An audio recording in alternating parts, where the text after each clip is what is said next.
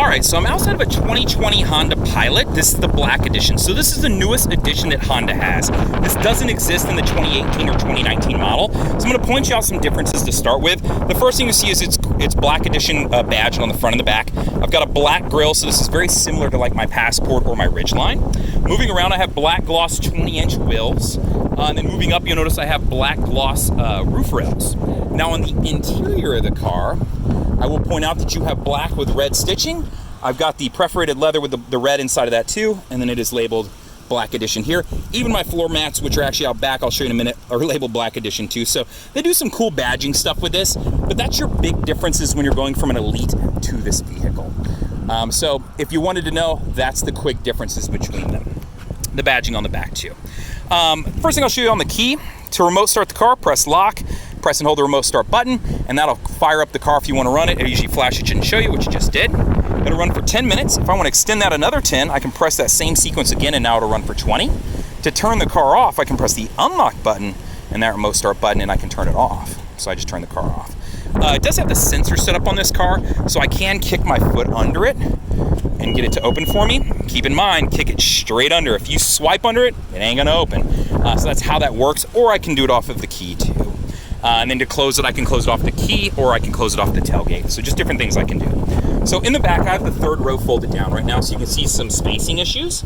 And then your storage space down here, I have this covered right now to where I could hide stuff away, but if I want to drop that down in, I can, and that way if I have stuff that's rolling around or worried about groceries or anything like that, I can do that. Let's say you had a cooler or something that was wet or leaky. Know that you can flip this around, bags of ice, maybe it's the holiday season, you're out there on the river or the lake. I can flip that over and use this plastic side too, so it's kind of cool that you can do that. I've got some storage, small one here and then a little bit deeper well over here. As far as throwing up and down my third row, not much to it. I'm doing that one-handed, so you can see that it doesn't take a lot if you got a bag in your hand or anything specific. So that's how this works. And then your headrest, you just pull up to set them. While I'm back here, I will point out that you have spots to do anchors and tethers for as far as your car seats goes. Now back over here, I'll point out you do have AC controls right there. You do have your cup holders in your third row. You've actually got a decent amount of space to work from back here. Even I'm 6 foot and I can sit back there comfortably, so it's not that bad. While I'm back here though, I'll point out my second row does have spots to do tethers and anchors and everything for as far as car seats goes also. So that's your third row of the vehicle. I'll point out one or two more things back here. You do have a power outlet right here, and then behind this door, which if you have your key, you can pop it open. There's a little handle you can pull if you need to open your gas can. So if you're pressing off the door and it won't open, you're going, what am I gonna do? Back here, you've got an entryway to it. So let's close this and move into your second row of the vehicle. All right, coming up on my second row of the vehicle.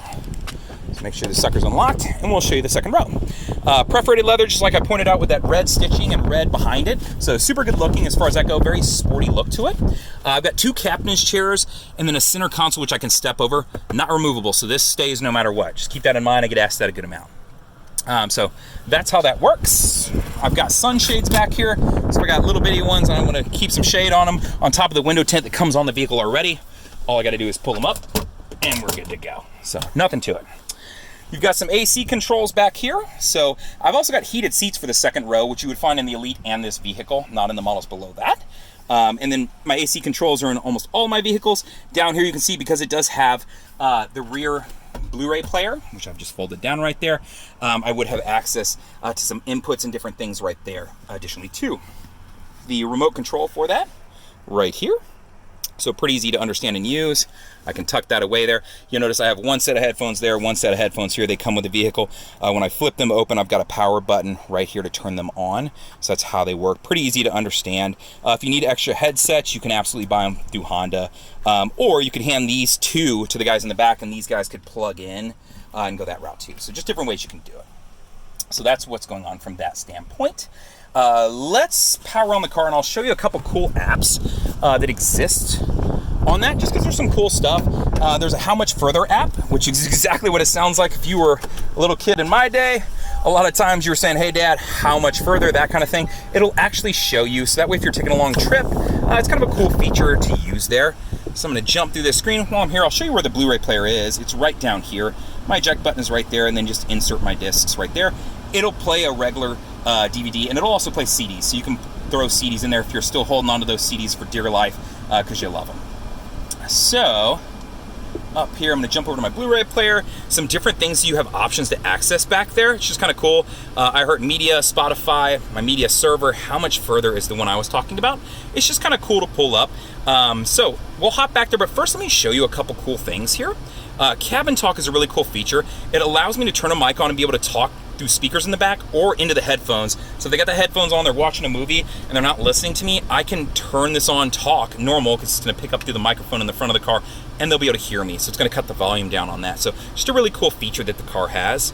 As far as that goes, my remote, that just allows me to disable it and enable it. So if the kids are fighting over it, I can do that. So it's kind of nice to know that you have that option available to you. Now playing it'll show me what's going on from that standpoint, and then turning it on and off, I have power controls right there. So I have how much further pulled up, so let's hop back in. I just want you to see this.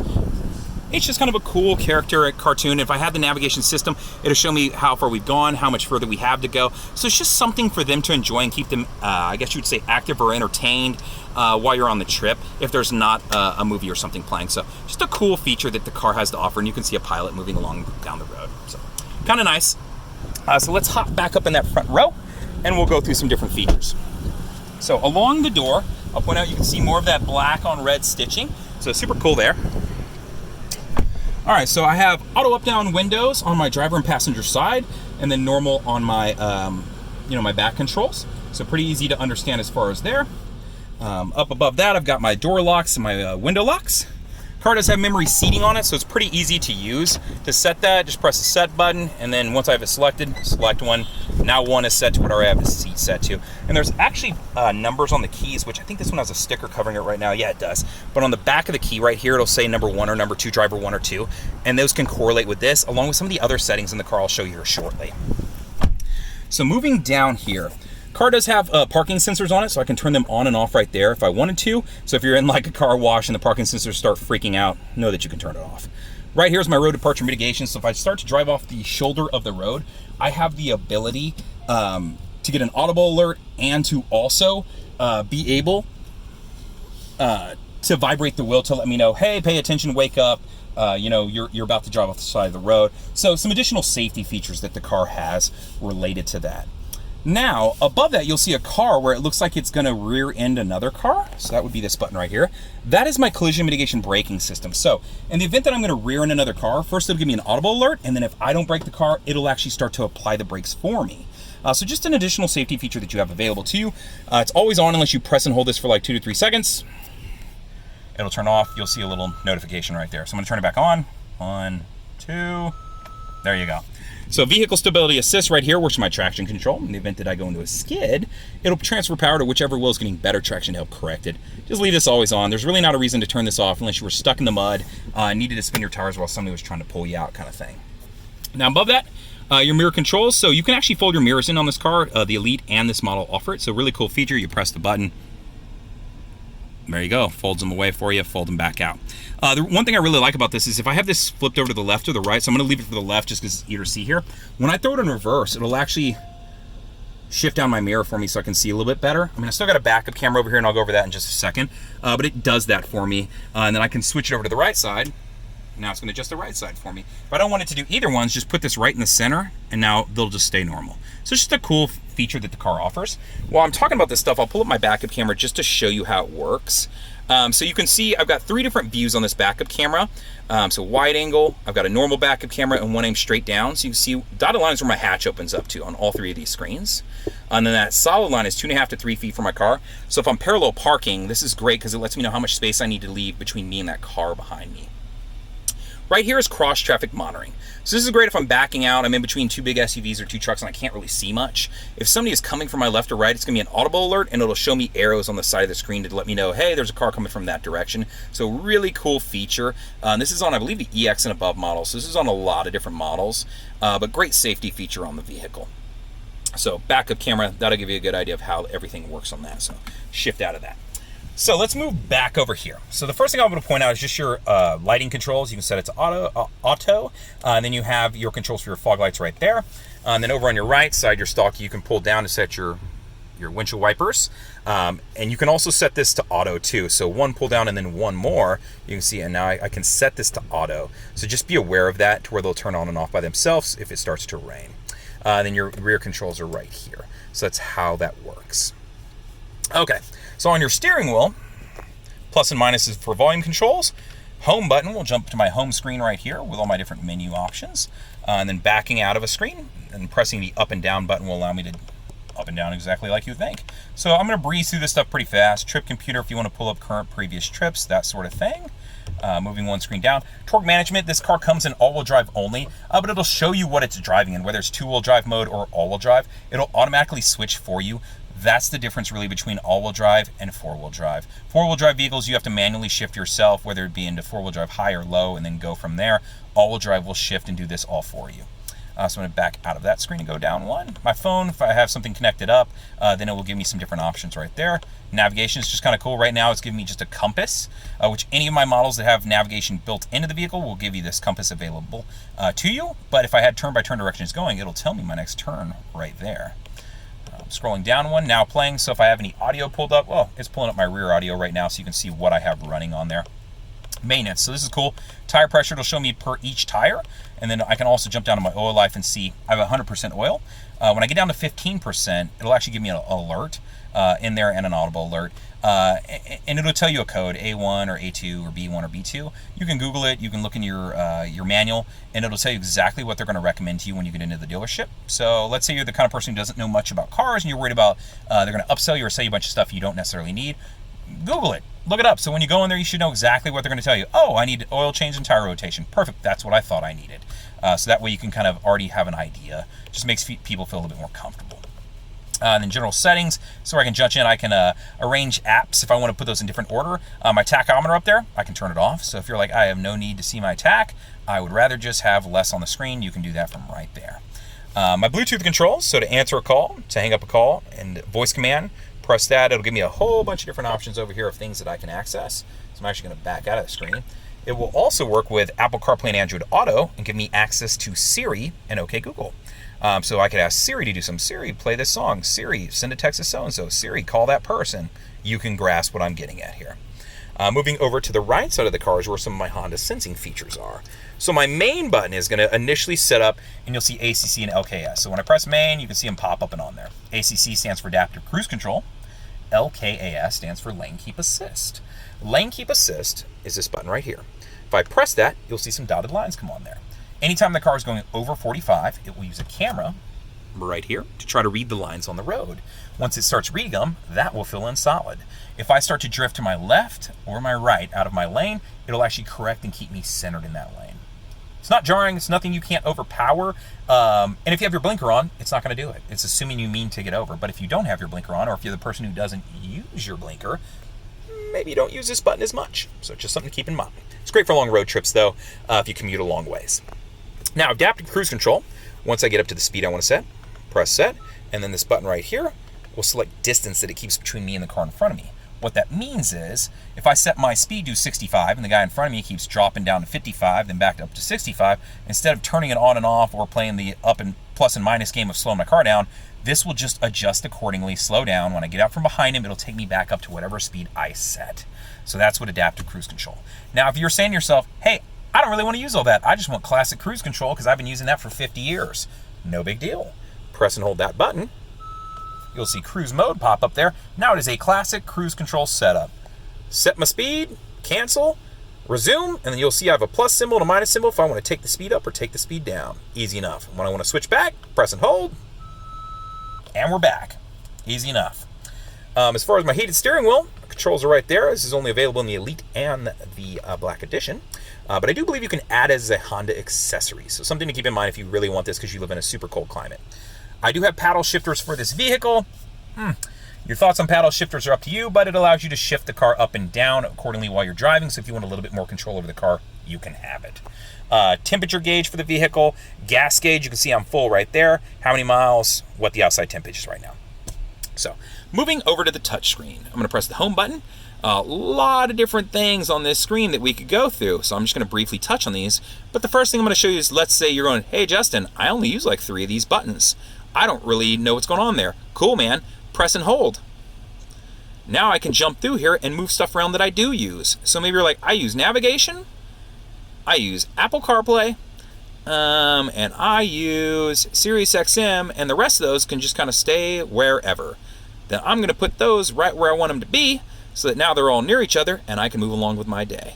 So that's just what I did right there. So I just was moving stuff around. Once I'm done moving stuff around, press done, it'll hold that screen. Easy enough, right? My navigation. So this car has built-in navigation through Garmin. Pretty easy to use. You can pinch, you can pull, you can slide stuff around. Pretty easy to understand for most people. Where to. If I'm at a stop, I have a lot more options. When I'm driving, it's going to force me to use that voice command button right there. As far as going home, if you've never done it, you can set it up right from there. Once you've gone and gone through a couple different places, you can look at your recent locations. You can always save stuff in, which is nice, and you can name them also. I just like doing that because that way I can say Joe's house, Bob's house, Starbucks, whatever it may be that I use regularly. Categories, exactly what it sounds like. I can search for restaurants, shopping. You know how a lot of this stuff works. Everybody has a phone and has used it. This is just doing it from a different setup. And then there's a lot of different things you can play in here as far as the settings and stuff you want to play with. So if you want to make your car look like something funny, you absolutely can. If you want to change to where you don't use U-turns or you do certain things, so there's plenty of stuff that you can play with once you own the car if you want. Sirius Xm. Car comes with 90 days of Sirius Xm. After that, it's up to you if you want to continue. I want to say it's like $10 a month, and if they try to tell you more, haggle with them. They'll give you a deal, I promise. Rear entertainment system, you already saw me pull that up and play with it some, so you know how that works. Settings in the car, there are two different things I'm going to show you here. The first is, if I want to connect up a phone, I go to Connections, I go to Bluetooth, Connect New Device. It'll now start searching for my phone. Just make sure your Bluetooth is on. Once it is, bam, you're connected.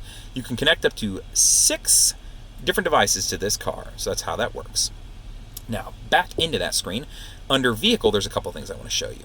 The first, I believe, is under Keyless Access Setup. Down here at the very bottom, you'll see Walkaway Auto Lock. This is a really cool feature if you turn it on, because what that means is, when I get out of the car, if I get 10 feet from it, and I have my key in my pocket, it'll automatically lock the door to the car. So if you get halfway into the grocery store and go, I don't remember if I locked my door, and my wallet's in the car, or my whatever's in the car, this will automatically lock it for you. Now, if the key is in the car, it will not lock the key. So I have a lot of people that leave their keys in the car in the garage. It would remain unlocked because the key's in the car. So just something to be aware of. So that is what that is. As far as a couple other things under Vehicle, keyless access is where we just were at. If you scroll down here to Door Setup, this is where you can affect your door locks. So if I want to set them, right now it's set to when I hit 10 miles an hour, it'll automatically lock the doors. If I want to change that to when I shift to park or turn it completely off, I can. One down, Auto Door Unlock. The way it's set up right now is when I open my driver's side door, it'll then unlock the remaining doors of the car. If you want it to unlock whenever you shift to park or when you turn the ignition off, you can do that, or if you want to turn it completely off, you can too. Now remember, if you're playing with these, you can still set your child's locks to the back, so if you got little ones, they won't be able to open the door even though they'll be unlocked. You'll just be able to open it, so just something to know. So some different stuff that you can play with in here, but the door locks I find are one of the most important ones for most people, and that walkaway auto lock feature is also. So that's under your settings. FM, I'm just going to briefly touch on this. You do have HD stations. When you get over to something that does, it'll pull up, this will light up, and so will this button, and then you'll be able to select it, and you'll see all the options that you can pick from. So HD, press that, now I can choose from A or B, right? So you understand how that works. Bluetooth audio, if you've never connected anything up, it's going to prompt you to do so, and then you can listen to your devices, whether it be a Bluetooth player, whether it be your phone, whatever it may be. Android Auto and Apple CarPlay, which is actually one over here since I moved them around, gives you access to, all you got to do is plug your phone into that USB right there, and it will give you access to music, messages, iHeartMedia, a lot of different things. As far as navigation, you have access to Google Maps, Waze, Apple Maps, so a lot of different functions that you can use with this. Voice command functions, you can get access to Spotify. These are great. Take advantage of them. Use them. A lot of people like them in some of my lower models because I don't need to download navigation, and I don't want to pay for the updates. Well, then use Google Maps through Android Auto or Apple CarPlay. So just some different options. Keep in mind, check those out. Phone, it's exactly what it sounds like. Bluetooth options to jump over to that. Trip computer, I can pull up current and previous trips, how many miles over this tank of gas, that sort of thing. Moving over a screen, SMS text function, what that does is it'll just allow you to read text off aloud to you and you can respond back to people. So a really cool feature as far as what that does. USBs, if I want to store music onto one, I could plug it into the USB there, and I have an additional USB down here in the console. And then that USB down there, you'll see aux above that. There's a 9mm aux input, so if you want to go classic and plug in something, you absolutely can. And if you're still listening to CDs, like I mentioned, you can listen to CDs right there. Social media playlist is really cool. It allows multiple people in the car via the Wi-Fi connection to add songs to a playlist and be able to listen to them. So you don't just have to listen to dad's lame music or whoever the person is, or your sister's screamo music, or you can fill in the blank with whatever it may be. You can all add to a playlist and listen to songs together. So cool. I really like it. I think it's a cool function. I wish it existed when I was growing up. Aux input we talked about. System updates, exactly what it sounds like. Just needs a Wi-Fi connection. AT&T hotspot, you got 3 months for free, and then afterwards, I want to say it's $10 a month, which will actually pull up on here, and I think it'll even show you. But to turn it on, all you do is press that to turn it on. It's pretty easy to understand and use, and then you can rock and roll from there. And you can figure it out. It shows my password and everything that I need to use right there. So not hard to use this. You can understand it. It does require a plan after that 3 months. If you want to use it, just keep that in mind. You need to access that through AT&T. Over here, My Honda Music, I can store music to the hard drive, whether it be through the USB or a CD that I put in. And you already saw how Cabin Talk works, where it'll talk over with the speaker system right there. So cool function right there. And then lastly, Hondalink. Hondalink does a couple cool things. The first thing I will let you know is one that's free. It comes on every trim level of my car. Once I connect the phone to Bluetooth, what it will do is allow me to where if I get into an accident and my airbags deploy, it can call, first they'll call me. And if I don't answer, they're going to assume I'm unconscious and they can call 911 for me. 100% free. Take advantage of this. Use it. It's saved a couple actually people that I know that work at dealerships. Related to that, Hondalink also options, like on this car, you're going to have a lot of different options. And some of them are subscription-based after a certain amounts of time. But if you go to Hondalink.com, you can check all these options and how long the subscriptions that are free last and how long and how much they cost if you want to continue them. So being able to like unlock and lock my doors from my phone, being able to start my car from my phone. So there's a lot of different functions that exist. This car, because I'm at the very top end model, is going to offer all of them. When you start dropping models, that's when you're going to give and take some of those things. So just something to check out. I want to say my Touring above offer the features that I just mentioned, and then some of the ones below that is kind of give and take on what you get. So that's a rundown of that. If you need more help, just let me know. I'll be more than happy to kind of walk you through some stuff or shoot a video for you. Tri-zone climate control, so left, right, and back can control separate of each other. Jump to the back, now I can adjust the fan speed, how hot and cold. Jumping back over, now I can control these. So you can see I'm just doing mine separately right now. If I press sync, now everybody's working off me. So that's how that works. My as far as defrosting controls, I do have heated and cooled seats up in the front. So I have the cooled seats on right now because it's 93 degrees. I can turn on my heated seats too, which I'm not going to do. But that's how that works. And then you saw that you had heated seats in the back of this vehicle also. The phone does have a charging station right here, so you can lay your phone down on it. Keep in mind, if you've got like a serious metal case or something, might hinder some of this. But for most people I know that use like OtterBoxes or use like the LifeProof cases and stuff like that, they're usually pretty good. I have a magnetic strip that I connect up to on my dash to my car, and it'll even still charge. So just kind of cool that it does that. Keep that in mind. It does have buttons on here. Point of contention for a lot of people in the past. As far as getting used to that, I like it. It actually clears up space here, and I can set stuff on this, and they're recessed, so I don't you can see I'm not pressing buttons right now. But if you're going down the highway and somebody tries to throw it in reverse, there are safety features set up, or if your kid reaches over, whatever, it's not going to drop the car in reverse, so just be aware of that. Park, reverse, it lights up and lets you know, big indicator that you're in reverse, neutral, drive. As far as changing between my snow, mud, sand settings, traction control, the car does have idle start-stop, which teach your own. I'm not a huge fan of it, but some people like it. It does save you as far as gas mileage go. If you don't want it on while you're driving, though, when you get in, you crank up the car, just press this, it'll turn it off. It won't run for that entire trip until you turn it off. But every time you get back in, you are going to have to hit that button again. So just be aware of that. So give and take system there. Inside of here, you saw I did have some storage here. I've got another power outlet, USB, and the aux input, and then power outlet and USB there too.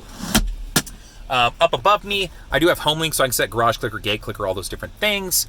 Over here, as far as throwing my moonroof back, I can absolutely do that. And then it is panoramic, so I do have an additional one back there that I didn't point out earlier that I can let some sunlight into, which is just really nice. I mean, who doesn't want some sunlight or some stars when they're driving? Up here, Hondalink, and then my assistant. So it's kind of like a concierge service as far as what they'll do, and they'll help you out. So just two different cool things here. Hondalink we talked about earlier on how it works. And then my lighting controls and normal stuff. Sunglass holder, keep an eye on the kiddos in the back stuff. Yeah, all this is what I call normal new car stuff. It doesn't need a lot of explanation. Oh, I do have blind spot monitoring in the mirrors. Almost forgot to mention that. These will light up if somebody's in your blind spot. And if you try to get over, it'll start to give you an audible alert. So just be aware of that. It's kind of cool. It's kind of nice to have. So that is a Black Edition 2020 Honda Pilot. If you have questions, feel free to reach out to me. I'll do my best to answer them. Since this is a new level, I might have to walk up to a car and check one out to answer it for you, but I'll get you some answers. You can reach me, comment on the YouTube video. I check them almost every day. I look for comments to answer. If you want to call me, you absolutely can. 737-443-9555. You can call me up. I'll usually get back to you and answer you or figure something out for you. Or you can email me. Letter J, then F, then underscore 1064 at yahoo.com. And I'd be more than happy to answer you that way too. But I'd tell you the quickest way is probably just to put something up on YouTube, because like I said, I check it every day, so I'm pretty good about that. Outside of that, hope you enjoyed this. Let me know if you have any questions, and I'll see you soon.